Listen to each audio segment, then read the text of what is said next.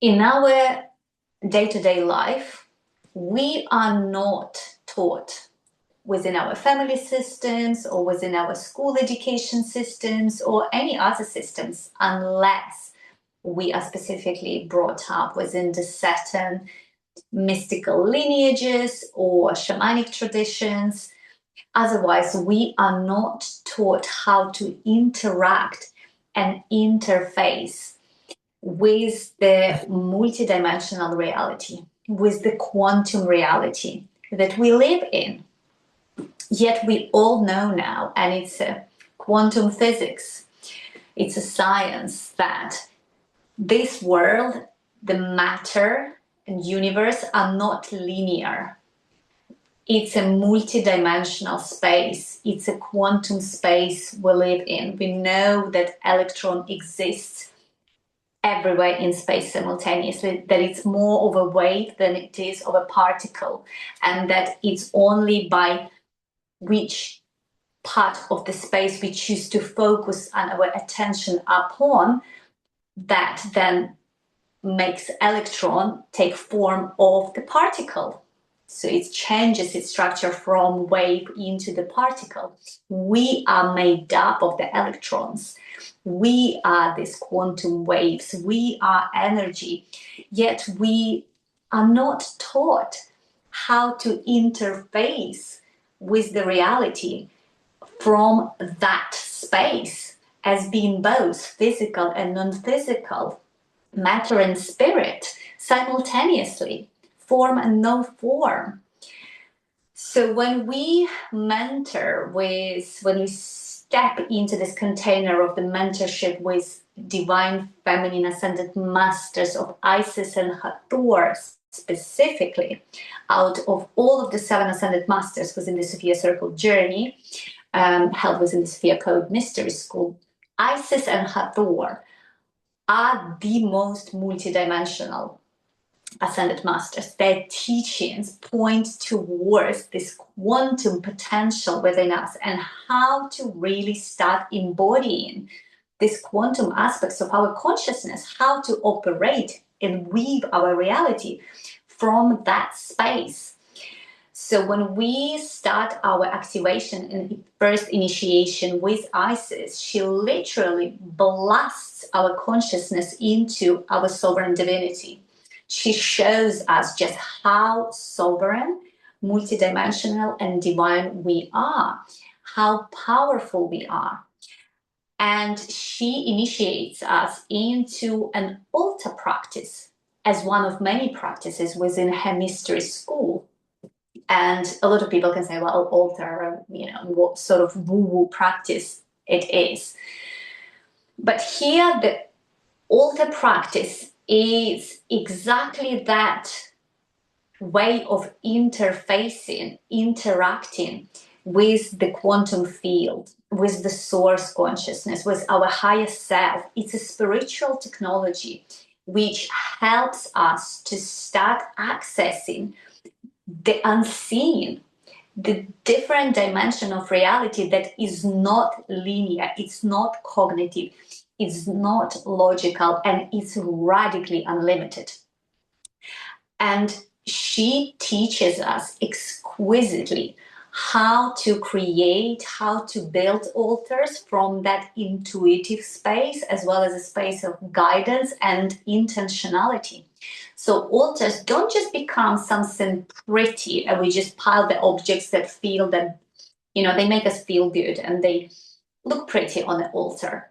But actually we creating the sacred geometry, we creating a stargate, we creating a living technology that opens our consciousness into the deeper dimension of communion with our higher self, with the specific ascended master, or maybe some wants to commune with angels or archangels or star nations, or directly with the source consciousness. Call it God, call it universe, call it quantum field, call it the great mystery, great spirit, or specific name of God that you feel called to connect with. So here we can say that, okay, we don't need we don't need an altar to connect to our higher self. We don't need an altar to connect to God. True, you can connect to higher self and God within your body anywhere. But because we are so programmed and conditioned to live in this kind of linear world and linear aspect of reality, and our vision is so reduced to this kind of 3D way of operating, and we're so busy being in our head, completely disembodied from the rest of the body and from the deeper, lower wisdom centers of heart and our pelvic bowl, root, and sacral chakra, which is actually the seat of intuitive wisdom, the seat of that primordial, instinctual, deeper knowing, as well as the seat of the self, higher self consciousness, the heart wisdom, the ones that directly interact with the source. We completely cut off on a daily basis from this ability to access with ease these places within ourselves and this communication with our higher self, with our higher consciousness. So intentionality of creating this space, as well as placing the objects on our altar in the specific way that it creates this electromagnetic resonant field that I've said it already. It creates a stargate that helps us to shift from one state of being into the other, from linear into non-linear, into multidimensional. So this is the gift of the altar practice.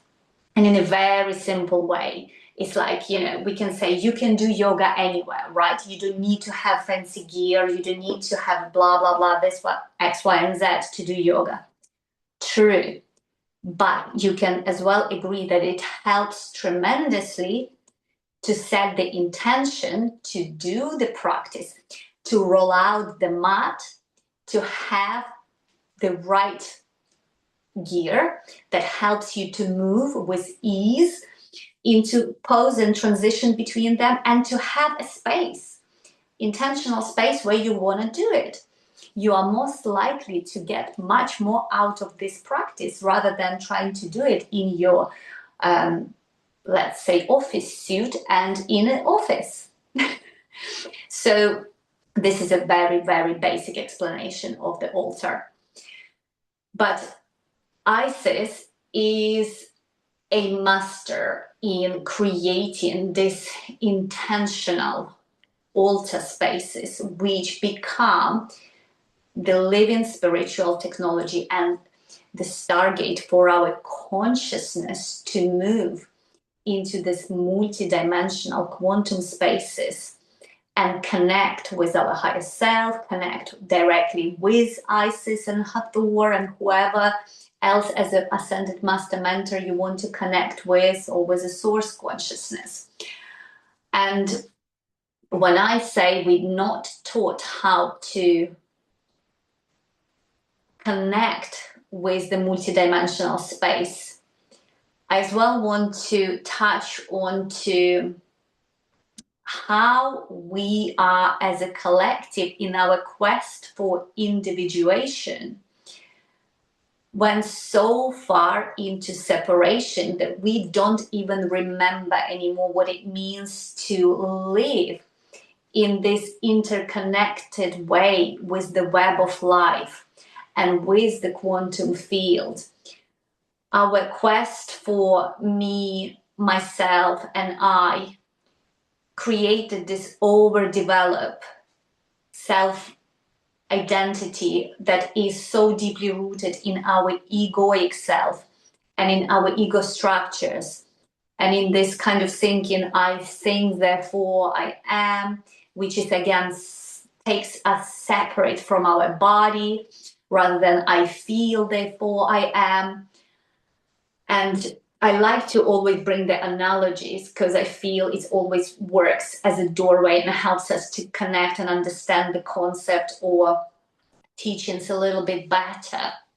So when I say this individuation led to deeper and deeper fragmentation and separation from the collective, we can as well explore it through the lens of the medical system.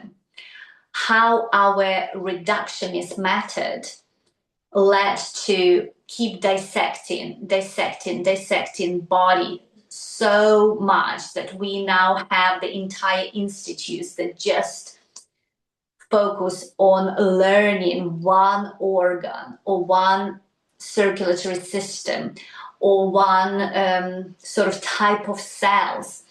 And while there might be some usefulness in that, when it comes to actually treating a disease, we can't just treat one organ, which is kind of what happens within our medical system. We have to see organ not as a separate from the entire system, from the body, from the communication that happens within the body. And then when we see the body, we can't take body outside of its environment and how body interacts with the world around it, seen and unseen. So we completely, in this quest for individuation and this reductionist method of living, we completely lost touch with this holistic way of operating in the world, connecting to life, living our life, and creating from that space. So back to altar practices and Isis and Hathor teachings, these ascended masters really bring us back into connection to our non-physical self, to the energetic quantum dimension of reality, as well as our physical self. We women especially, we are non-linear beings. Feminine doesn't operate in the linear, cognitive, rational, very sort of mind-based way. Feminine is deeply instinctual, is deeply intuitive, and is deeply mystical. This is just our innate wiring. This is how feminine energy expresses itself in the feminine body. We have this very different system, physical, biological, as well as energetic, to male system. So while male is much more linear, rational, cognitive, there is like very precise way of operating and being. Feminine is almost like completely opposite to it. But over thousands of years operating in this patriarchal systems, we kind of adopted this very masculine, hyper-masculine way of being, of interacting with life, of operating day to day. So the most natural way, that sort of instinctual, intuitive, mystical way of being in this world feels very alien to a lot of us women. So again, when we start to journey with Isis and Hathor, they help us to plug back into our root, into our sacral chakra. This is the seat of feminine power, of our intuition, of our instinctual wisdom. And to start connecting to that source within us and start operating from that place. So I like to bring here the example as well of manifesting. So again, I find that a lot of times, and I've done that myself for years, trying to manifest from this very cognitive, mind-based, mindset place. Well, if I think certain way, if I adopt certain sets of thoughts and behaviors, if I really hardly visualize something into being, then that's going to happen. And I'm not saying that that doesn't work, that still might work for a lot of you. But what I found, deeper I went into the feminine mysteries, I've realized that there is a very different way of creating reality. And it is what I call is this quantum weaving of reality. When we start accessing these unseen dimensions through rituals, through ceremony, through specific practices, we start creating these portals, these stargates, where we weave and birth our reality into being, not through the cognitive mind, not through thinking something and visualizing hard into being, but through literally quantum weaving and time lapsing our reality, like quantum leaping our reality. And I've done that so many times over the past 6 years. It's been tested and tried through my relationships, through the home that I live in now, through communities, through purpose, through work, through so many various aspects and parts of my life. This way of, I don't like to even call it manifesting, because manifesting seems very much attached to that way of like thinking, visualizing, journaling something into being, affirmations. But quantum weaving, feeling,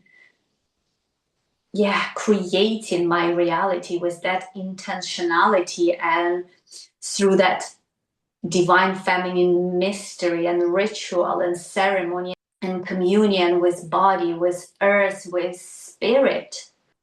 And this is what we study. One of the many, many things we study within the Sophia Circle Journeys is how to weave, quantum weave our reality into being, how to surrender our free will into divine will, how to commune with this higher source, higher self-consciousness.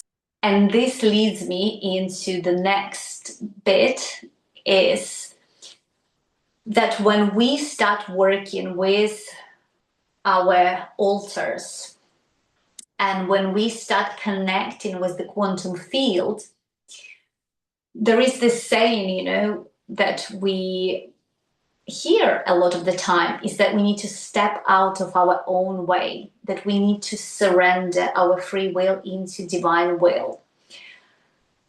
And yes, that's exactly what needs to happen. But I really, really struggled to do that for many years. And when I stepped into Sophia Circle Journeys and I started this incredible initiatory path with 7 Divine Feminine Ascended Masters, I realized what was missing, why I was struggling with it so much. It's because there is this missing link. We can't surrender our free will into the divine will without first creating and building the relationship with this source consciousness, without connecting and creating this trust. And this is for me been a missing link. Think about it, that you've been building your own business, your personal brand, your entire life. And now you are asked to step out of your own way in order for your brand to go further, reach wider audience, have even bigger success. You are asked to surrender it to this another person, that they will do the great job for you if you let them just fully step in and take over. Would you do that? This brand is your whole life. Most likely, of course not. But you probably would be able to do that if you don't have some unhealed, controlled sort of tendencies deeply rooted in mistrust and betrayal that haven't been healed. Then you most likely be able to do it if you build trust in this person, if you know that this person's skill set is greater than yours, that their capacity to take you further and your life and your brand further has a greater capacity than yours, that you know that they have your best interests in heart, that they operate from the place of the highest integrity and professionalism, then most likely you will jump at this opportunity and say, yes, please, take it, do it. Well, this is what I found is so incredible with the Sophia Circle Journeys, is that we are actually given this blueprint of how to cultivate and deepen our direct connection with our own higher self-consciousness, with the ascended masters and with the source, the great mystery, God. So as we start deepening our direct connection, our direct communication with and with our own higher self, it becomes easier and easier to let our higher self to take the driving seat, to start operating more and more of our human awareness. It softens our ego structures and enables us to step back and to allow ourselves to be guided by this Holy Spirit, by the higher self consciousness, rather than our egoic, limited, conditioned, linear mind that only able to see what is possible to us from the space of that human limited awareness. As we said, the quantum field is unlimited, is radically unlimited. So there is literally no end to what is possible for us in this human life.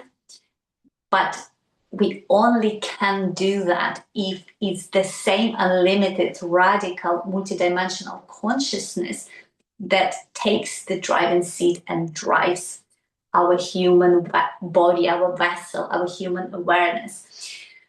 So this is the beauty and the gift of, this journey, this initiatory path, and these teachings, that they really show us how to do that. They really give us this incredible blueprint for life that literally has been the most life-changing, transformative, nothing short of miraculous journey for me for the past 6 years. And it's something that I implement every single day of my life. Hands down, the most incredible practice I've ever been gifted.